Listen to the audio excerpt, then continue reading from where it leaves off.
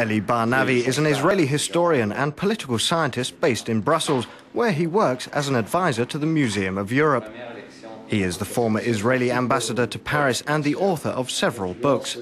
With the Israeli election hours away, Barnavi, a former member of Peace Now, shines a light on the current political situation inside Israel, where he believes that only the United States can deliver Israel from what he believes is the mediocrity of Israel's political classes. Eli Barnavi, welcome to Euronews. When Israel votes, does it look to the wider world, or does it follow a domestic agenda?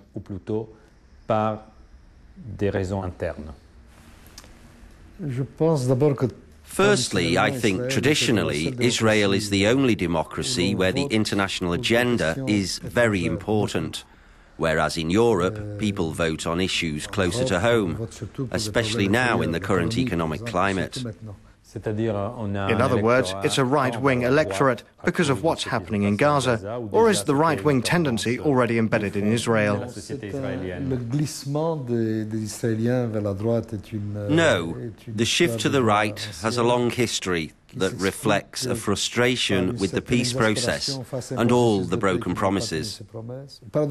Strangely, it's not this opinion that would come to the fore in the event of a realistic and generous peace process. But no one is offering anything, hence the move to the right.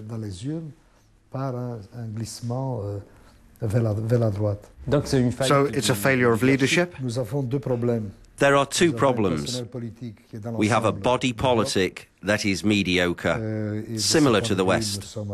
The best generally don't go into politics. You find the best in high technology industries, universities, or even in the army.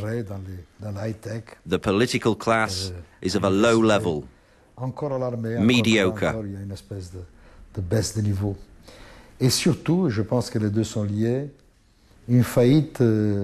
And then, of course, we have a system of proportional representation, which adds to the mediocrity of it all. But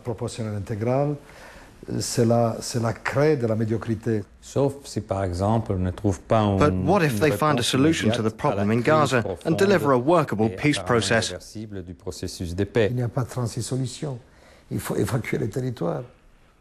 We just don't have a choice. We must leave the territories.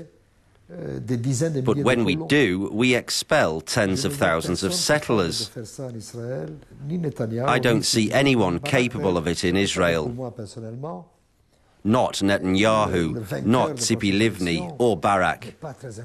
Indeed, that's why for me, personally, the winner of this election is not very important. Perhaps it's better if Netanyahu wins. That way, at least we know where we all stand. We must end the farce of the peace process.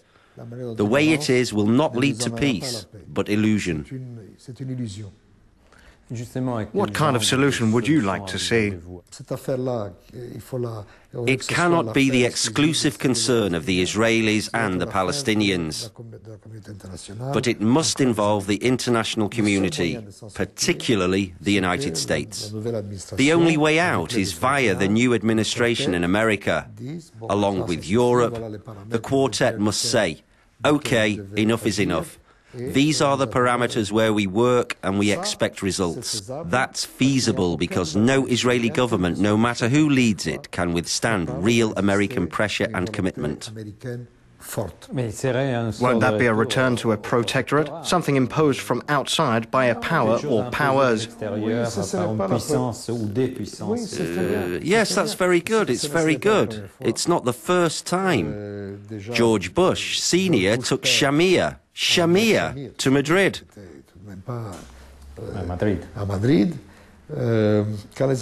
If the Americans really want something, they will get it, as long as they don't wait for the end of a presidential term before getting down to work. I believe Obama is the chance. It's important to understand that it doesn't matter what you call it, a protectorate. It's not important. What pressure can the US bring to bear on both parties?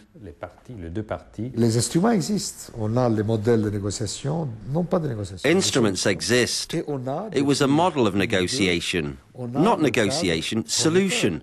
Since 2002, following the Saudi announcement, for the first time in decades, a major Arab state said it would not only make peace with Israel, but normalize relations with it, provided they leave the territories and a viable Palestinian state is created.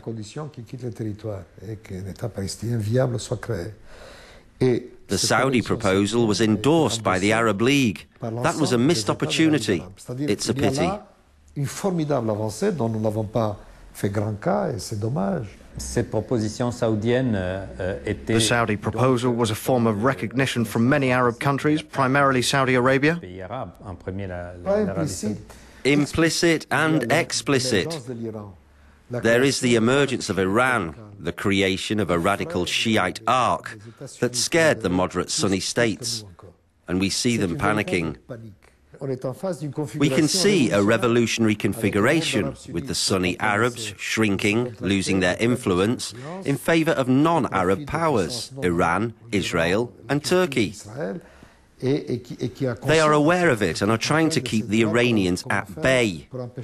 And the campaign against Hamas, the war on Gaza, must be seen in this context. And Israel, if it had the leadership it needs, should take advantage of the situation and make peace with the Sunni world.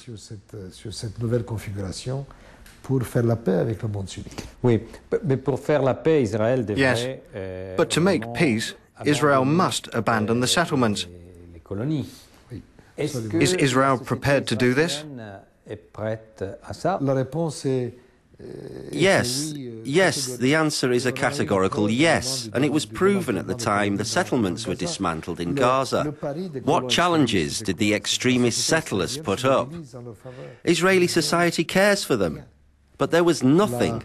Nothing. All the opinion polls show an overwhelming majority of Israelis are in favour of a negotiated solution, and the price is the abandonment of Judea and Samaria. Complete withdrawal. They're ready for anything, even the division of Jerusalem. Merci beaucoup. Je vous en prie.